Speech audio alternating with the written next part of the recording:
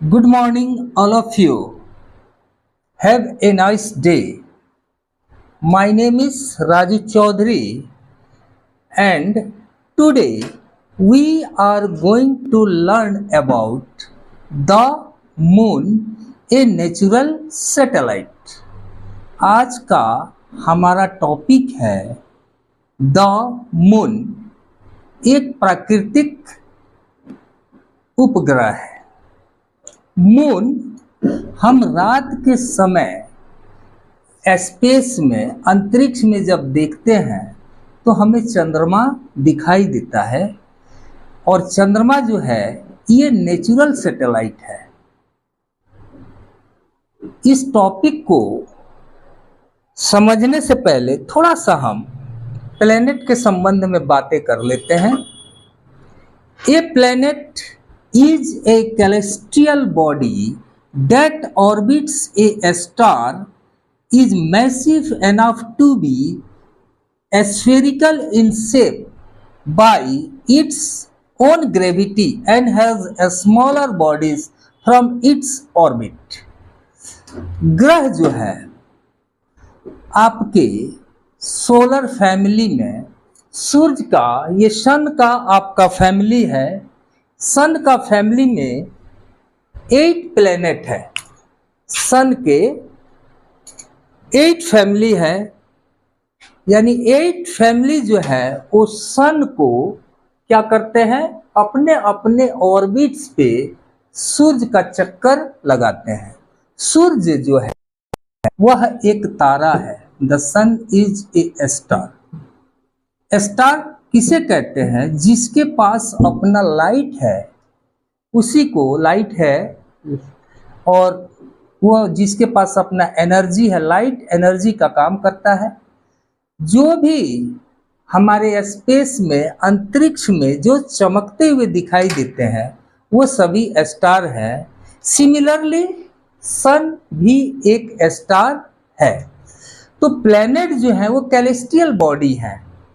वह सूर्य का चक्कर लगाते हैं, सूर्य के चारों तरफ लगाते हैं। जैसे पृथ्वी सूर्य का एक चक्कर लगाने में 365 डेज लेता है, यानी कि सूर्य का एक चक्कर लगाने में पृथ्वी को 365 डेज लगता है। Mercury, Venus, earth, Mars, Jupiter, Saturn, Uranus and Neptune, ये 8 प्लेनेट है, 8 ग्रह है। और ये 8 प्लेनेट है, इनका अपना कोई भी लाइट नहीं है।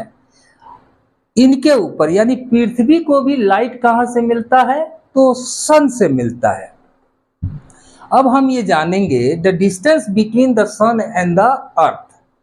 ये दोनों के बीच का दूरी जो है 150 मिलियन किलोमीटर इसकी दूरी है, और सन का जो लाइट है पृथ्वी पर पहुंचने में 8 मिनट लगता है।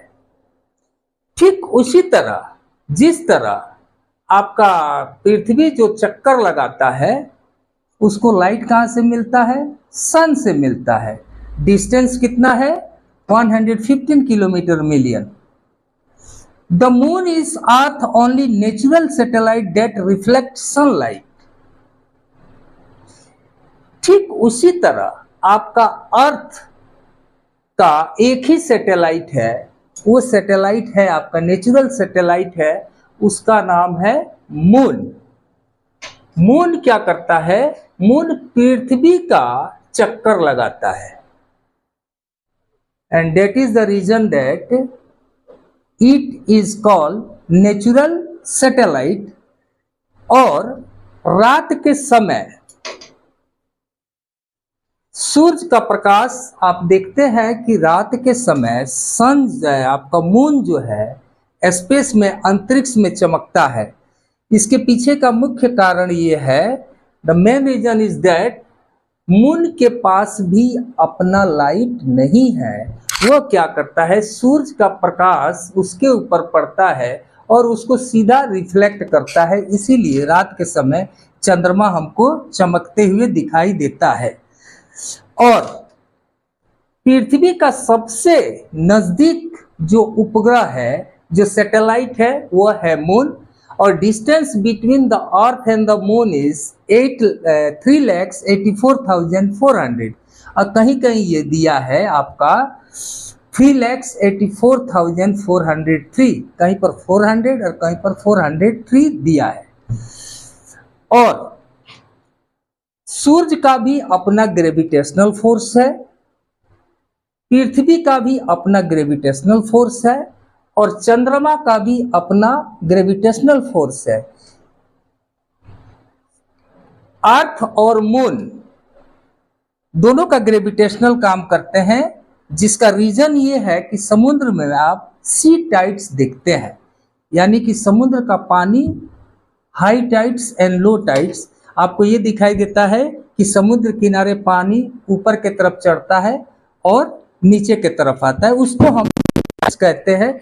यह होता है आपका due two reasons of gravitational force of the moon.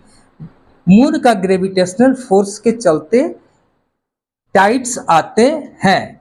और पूरे अभी तक जो पता लगा है हमारे ब्रह्मांड में, यूनिवर्स में, उसमें बहुत सारे सैटेलाइट मिले हैं। उसमें से 5वां सबसे बड़ा नेचुरल सैटेलाइट सोलर सिस्टम का है, वो है आपका मून। चलिए हम थोड़ा सा इंट्रोडक्शन देख लिए, अब हम टॉपिक पे आते हैं। How does the moon shine? जब मून का अपना लाइट नहीं है तो चमकता कैसे है? The moon does not shine itself, it reflects sunlight. यानी कि कहने का मतलब यह है कि जब मून का अपना लाइट नहीं है तो लाइट कहां से पाता है? तो लाइट उसको मिलता है आपको सूरज से।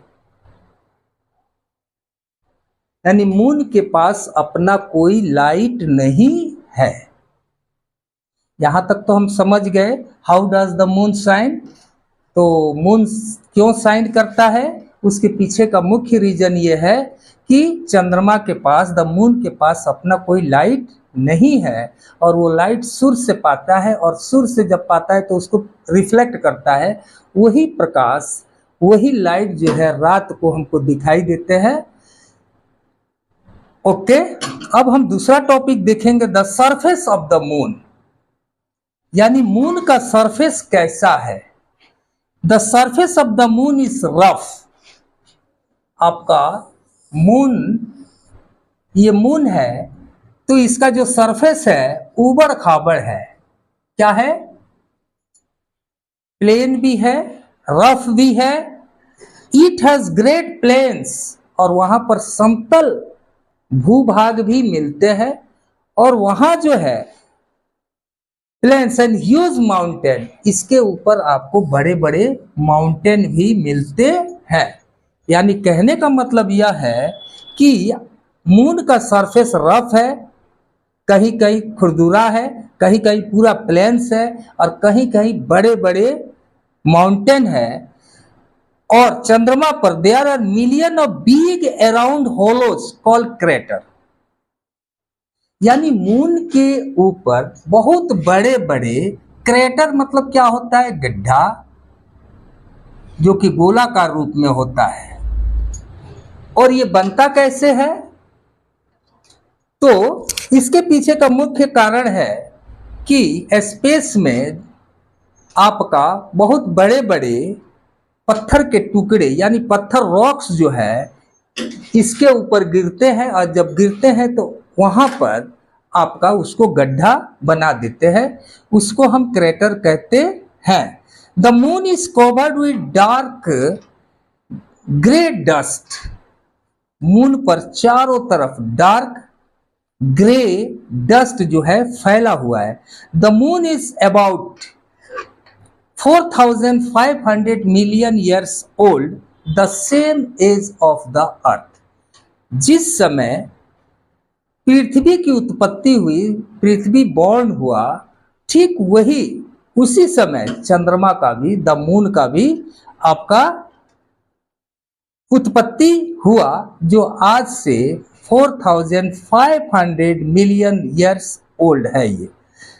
ये ठीक पृथ्वी के आपका सेम एज है, पृथ्वी का भी उत्पत्ति के एज लगभग यही है और मून का भी एज यही है। अब हम the surface of the moon के संबंध में समझ गए। वहां पर क्या है, रफ है, प्लेन है, माउंटेन है, क्रेटर्स हैं और वहां जो है डार्क ग्रे डस्ट फैले हुए हैं। इसकी उत्पत्ति जो है 4500 मिलियन ईयर्स पहले हुआ, जो कि पृथ्वी के एज के साथ इसका मिलता है। फेज ऑफ मून, मून का फेज क्या है, यानी कभी कभी आप बराबर देखते हैं कि कभी कभी आपको फुल मून दिखाई देगा, फिर थोड़ा सा कट के दिखाई देगा, फिर उससे छोटा होगा, फिर उससे छोटा होगा, फिर उससे छोटा होगा और एक समय वो नील हो जाएगा, यानी कि आपको दिखाई नहीं देगा। और फिर आप देखेंगे वह क्या नाम है कि छोटा से शुरू होगा और फिर जाते जाते फुल मून में तब्दील हो जाता है। इस कंडीशंस को हम फेस ऑफ मून कहते हैं, फेसेस ऑफ मून कहते हैं। अब आइए दूसरा टॉपिक है आपका, there is no life on the earth, यानी मून के ऊपर कोई लाइफ नहीं है, LIFE। आप जानते हैं 8 प्लैनेट्स हमारे नजर में है। 8 प्लैनेट के ऊपर there is only 1 planet that is earth, there is life exist, यानी कि पूरे ब्रह्मांड में, पूरे स्पेस में, पूरे अंतरिक्ष में अभी तक हमको यही पता लगा है कि पृथ्वी ऐसा ग्रह है जहां पर जीवन मिलता है, लाइफ मिलता है। अदरवाइज किसी भी ग्रह पर अभी तक पता नहीं लगा है कि वहां लाइफ है। तो there is no life on the moon, there is no air and water. पृथ्वी के ऊपर हमको लाइफ इसलिए मिलता है क्योंकि यहां पर एयर और वाटर है। That is the reason that Earth is called blue planet and Earth is also called green planet। यानी कि पानी है तो जीवन है, जल है तो जीवन है, जल है तो कल है, हवा है तो यहाँ जीवन है। जहाँ जिस भी ग्रह के ऊपर, जिस भी सैटेलाइट के ऊपर, नेचुरल सैटेलाइट के ऊपर अगर हवा नहीं है, हवा नहीं हो और पानी नहीं हो, तो वहां पर जीवन की कल्पना हम नहीं कर सकते हैं। The side of the moon facing the sun is extremely hot and side away from the sun is too cold. अब देखिए, अगर यहां पर सूरज है, अगर सूरज का लाइट इसके ऊपर पड़ता है तो ये जो प्लेस होगा, ये जो प्लेस होगा वो एक्सट्रीमली हॉट होगा, बहुत गर्मी होगा, वहां टेम्परेचर बहुत ज्यादा होगा। ठीक जहां पर पड़ता है और ठीक उसके पीछे जो है, जहां लाइट नहीं पड़ रहा है, वहां एक्सट्रीमली कोल्ड होगा। तो यहां पर भीषण गर्मी और भीषण ठंडी पड़ती है। There is no atmosphere, so there is no protection from strong rays ultraviolet. आप देखते हैं कि पृथ्वी, सूर्य, जब सूर्य की रेज, जब सन का रेज चलता है और पृथ्वी पर पहुंचता है, अर्थ के ऊपर पहुंचता है या चंद्रमा के ऊपर पहुंचता है, तो यहां एक ओजोन लेयर है। ये ओजोन लेयर क्या है? ये आपका एटमॉस्फेयर, जहां पर हवा होगा, जहां पर एटमॉस्फेयर होगा, यानी वहीं पर सबसे इसके ऊपरी भाग पर ओजोन लेयर है। ये ओजोन लेयर जब सन का रेज चलता है तो उसमें अल्ट्रावायलेट रेज निकलते हैं, यानी उसमें से जो किरण निकलता है वह अल्ट्रावायलेट रेज जो होता है वो बहुत ही हार्मफुल होता है लिविंग बींग्स के लिए, जो भी जीवित प्राणी हैं उसके लिए बहुत हानिकारक होता है। तो ये ओजोन लेयर क्या करता है, ये अल्ट्रावायलेट रेज को यहाँ से रिफ्लेक्ट कर देता है, आने नहीं देता है। लेकिन जब एयर और वाटर मून के ऊपर नहीं है, मून के ऊपर जब वाटर नहीं है तो यहां पर एटमॉस्फेयर नहीं है। जब एटमॉस्फेयर नहीं है तो सूर्य से, सन से जो रेस चलता है वो पृथ्वी पर सीधा पड़ता है। इट मीन्स इससे ये भी पता लग रहा है कि वहां लाइफ एग्जिस्ट नहीं कर सकता है। जहां पर एटमॉस्फेयर नहीं होगा, जहां पर एयर नहीं होगा, जहां पर वाटर नहीं होगा, वहां पर लाइफ एग्जिस्ट नहीं कर सकता है। There is no air, no sound on the moon, और वहां साउंड भी आपको नहीं सुनाई देगा। It is lonely and silent place. पूरा मून जो है वह एकदम साइलेंट है, वहां किसी प्रकार का कोई भी लाउडली साउंड आपको नहीं सुनाई देगा। चलिए, हमने देख लिया there is no life on the earth. इसके पीछे what is the reason that there is no life on the moon. आपका दूसरा टॉपिक है landing on the moon. Landing on the moon यानी मून के ऊपर पृथ्वी से हम कब लैंड किए? First time landing on the moon on 21 July 1969 American spacecraft Apollo 2 landed successfully on the moon. First time 21 July 1969 में अमेरिकन स्पेसक्राफ्ट जिसका नाम अपोलो 2 था वह सफलतापूर्वक सक्सेसफुली मून के ऊपर उतरा। उसमें आपके नील आर्मस्ट्रांग, एडविन एल्ड्रिन और एक थे माइकल कॉलिंस। यानी पृथ्वी यानी चंद्रमा के ऊपर सबसे पहले नील आर्मस्ट्रांग और एडविन वहां मून के ऊपर जब लैंड किए, उन्होंने पहली बार यानी अपना पैर जो है, कदम जो है वह मून के ऊपर रखा, और माइकल कॉलिंस वहां नहीं रखे क्योंकि वो अंदर ही थे। फर्स्ट टाइम हम लोग मून के ऊपर पहुंचे। अब आपका दूसरा टॉपिक है eclipses of the moon and the sun. Eclipses यानी कहने का मतलब यह है कि an object through which light cannot pass is called opaque.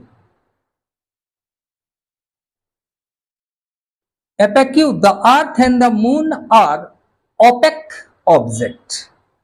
Opaque object का क्या अर्थ होता है? opaque शब्द का opaque ऑब्जेक्ट उस ऑब्जेक्ट को कहते हैं अगर सन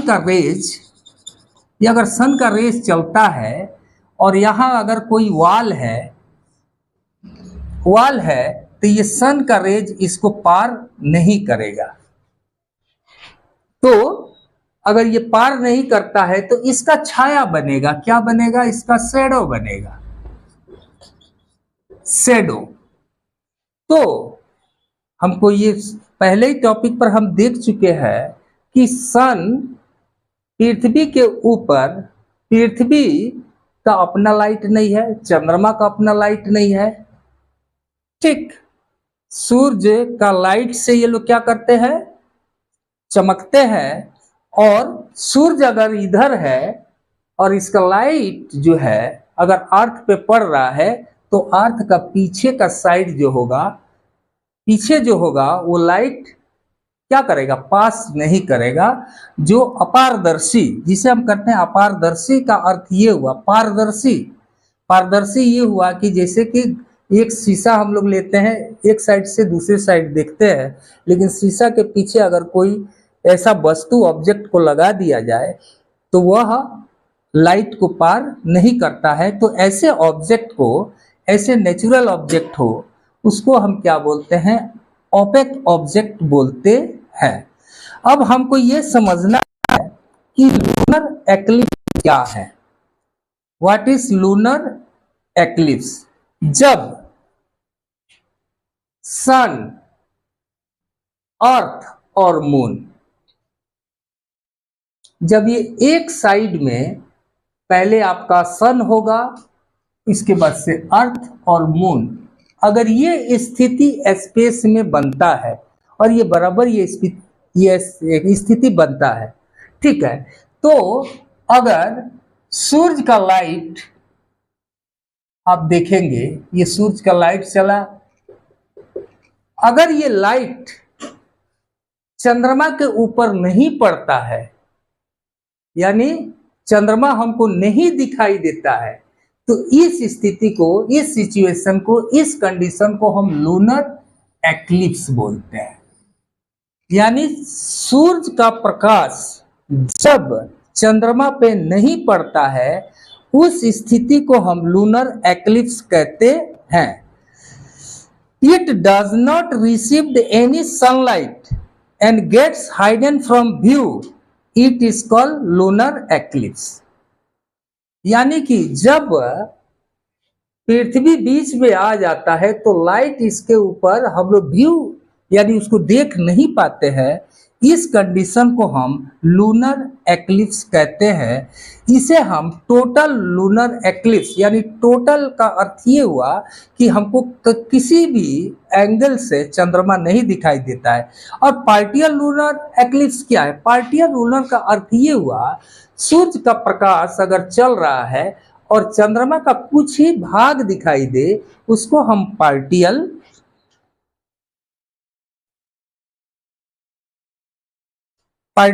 लूनर एक्लिप्स कहते हैं। ये तो हुआ आपका लूनर एक्लिप्स। और ए सोलर एक्लिप्स क्या है? ए सोलर एक्लिप्स, सोलर एक्लिप्स उसे कहेंगे जब सन और earth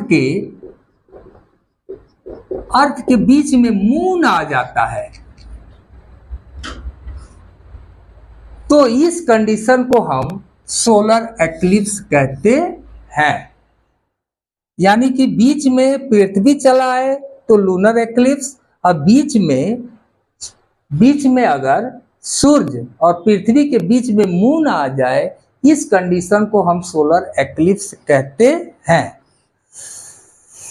solar eclipse, when people in the shadow of the moon can not see the sun, it is called solar eclipse. यानी कि जब पृथ्वी से हमको सूरज नहीं दिखाई दे, उस बीच में कोई ना कोई एपेक ऑब्जेक्ट आ जाता है, वह एपेक ऑब्जेक्ट जो है वो मून है। मून के चलते हमको सूरज नहीं दिखाई दे, तो उसको हम सोलर एक्लिप्स कहते हैं। चलिए अब हम दूसरा टॉपिक देखते हैं, the moon and the tides.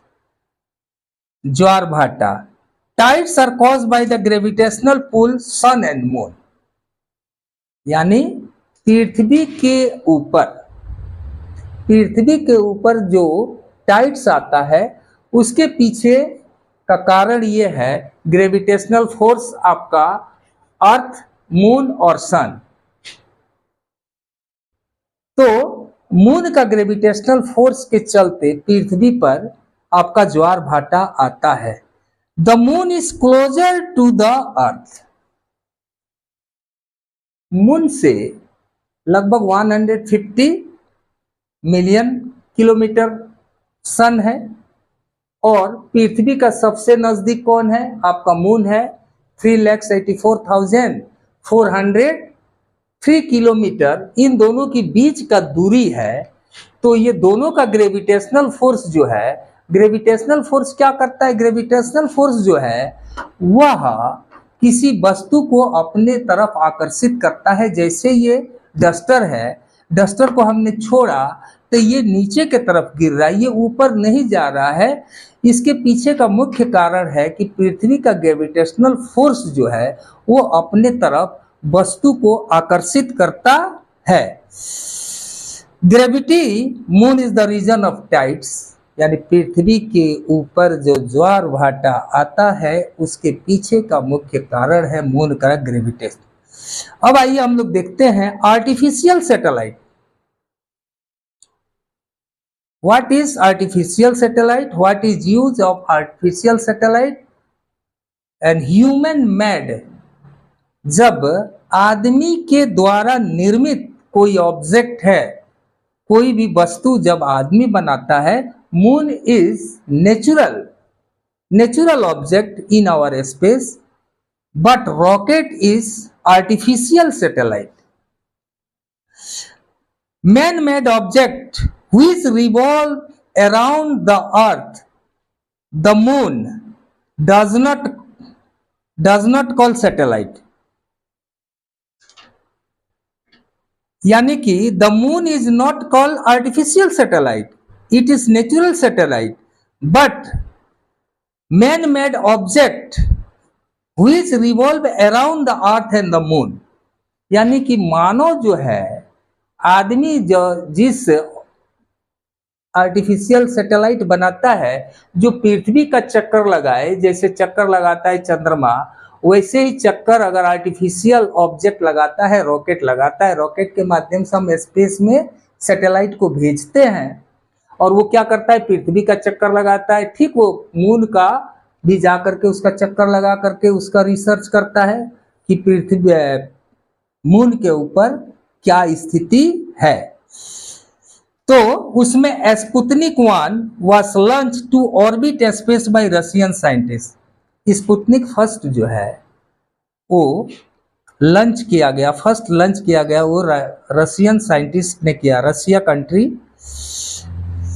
12 April 1969 major Yuri Gagarin of USSR first man in the world to go to space.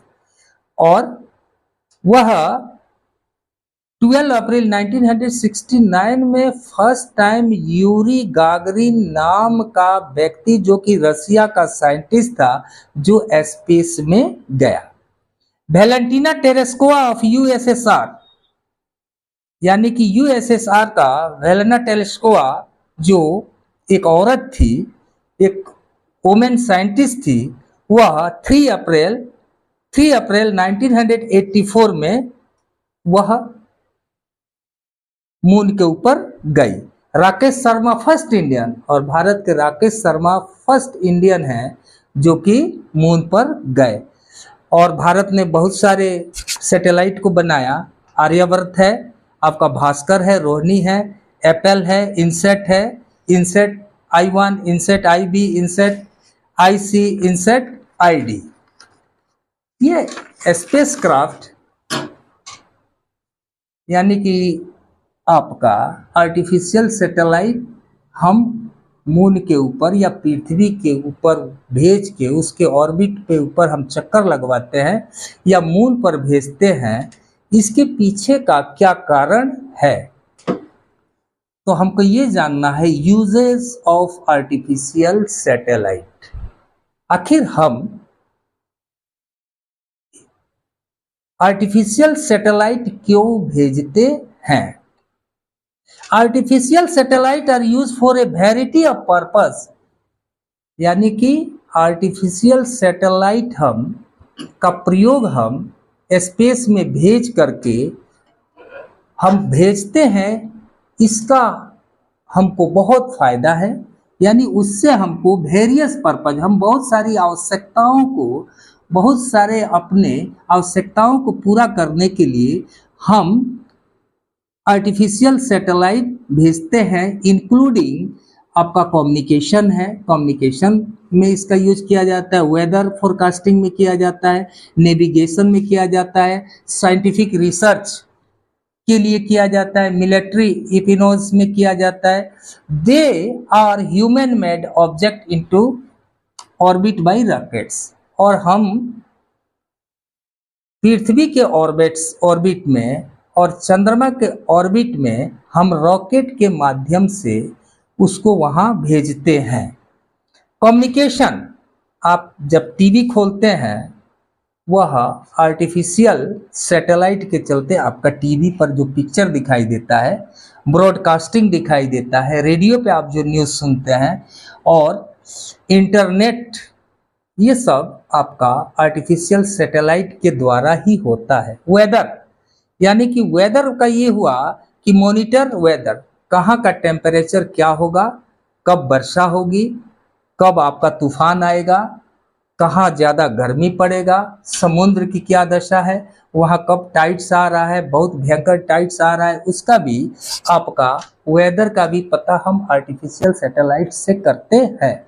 Navigation, provide accurate location and direction through system as global positioning system, जिसको हम GPS बोलते हैं। यानी कि GPS का अर्थ ये हुआ कि जैसे अगर हम किसी गाड़ी में जीपीएस को लगा दें, वो गाड़ी जहाँ भी जाएगा हमको पता लग जाएगा कि मेरा गाड़ी अभी गोरखपुर में है, कि कुशीनगर में है, कि थावे में है, कि गोपालगंज में है। यानी जीपीएस का प्रयोग हम आर्टिफिशियल सैटेलाइट के माध्यम से ही करते हैं। साइंटिफिक रिसर्च, और हम साइंस के रिसर्च में भी इसका यूज करते हैं। Help study earth and solar system and observe the distance universe, और हम साइंस में, साइंटिफिक रिसर्च में ये हेल्प्स करता है अर्थ के और सोलर सिस्टम में के संबंध में। जैसे कि यहाँ से यहाँ तक की दूरी 3,84,400 किलोमीटर है। यह पता करने के लिए, चाहे दूसरे ग्रह पर, दूसरे आपके जो है प्लेनेट के संबंध में पता लगाने के लिए भी हम आर्टिफिशियल सैटेलाइट का यूज करते हैं। मिलिट्री, आज मिलिट्री लोग भी इस आर्टिफिशियल सैटेलाइट का प्रयोग करते हैं। Perform task such as missile early warning, जैसे भारत आपका सैटेलाइट ऊपर भेजा है, स्पेस में भेजा है। अगर आप देखेंगे कि कोई मिसाइल अगर किसी देश से चल के आ रहा है, तो आर्टिफिशियल सैटेलाइट भारत के साइंस को, यानी कि वहाँ बता देगा कि वहाँ से आ रहा है, हम उससे अपना बचाव कर सकते हैं। यानी कि मिलिट्री भी, भारत और पाकिस्तान के बीच अभी हाल ही में जो वार छिड़ा था, उस वार में, मिलिट्री वार में हम लोग इसका जम के प्रयोग किए हैं। Thank you, have a nice day. अगर मेरा वीडियो अच्छा लगे तो कृपया इसे लाइक करें, शेयर करें, और कृपया आप अपना कमेंट्स जरूर दें। Thank you, have a nice day.